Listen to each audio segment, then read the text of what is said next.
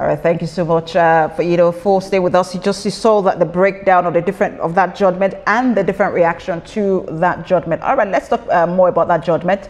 Here with me to analyze what this means for Rivers State political landscape is constitutional lawyer Chino Obiagwu, San. And also joining me, all right, we will have another guest join us from Port Harcourt anytime soon. We will bring him on when he joins us.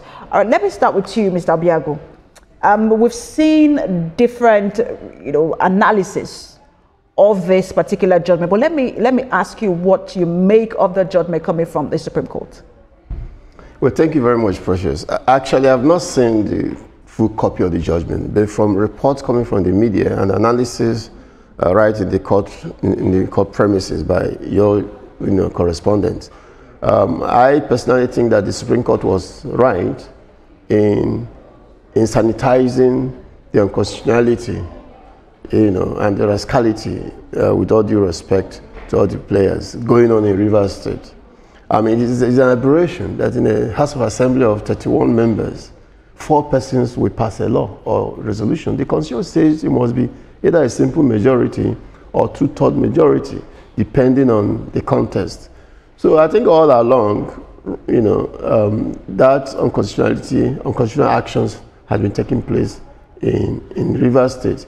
And we are right that the Supreme Court, being a policy court, has reinstated the importance of the rule of law and compliance with the Constitution.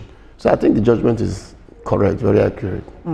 When you say illegality, because just before this time, there were those who were supporting the governor, even who were not even in Rivers State, and they were supporting based on, maybe the political side of things.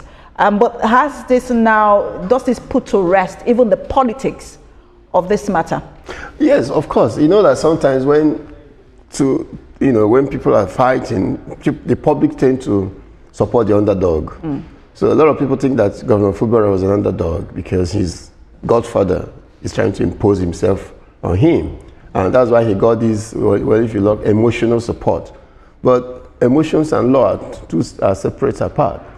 Now, the law is straight about how to pass laws in the Assembly and how to demember a member of House of Assembly. If they had defected to another party, of course, under the Constitution, they lose their seats. But there was no evidence, according to the judgment, that they have defected from PEP to APC. And that was very strategic for those members. And insofar as their seat has not been declared vacant, they are subsisting members of the House of Assembly. And you cannot bypass the majority to pass a law, no matter how much political support or how social support or popular support you get, because that is the law. The same with the local government elections. If you don't comply... we would take them one after the other, but I want to bring in our guest from Port Harcourt. I just want to get that designation correctly. The president of Citizens Quest in Port Harcourt.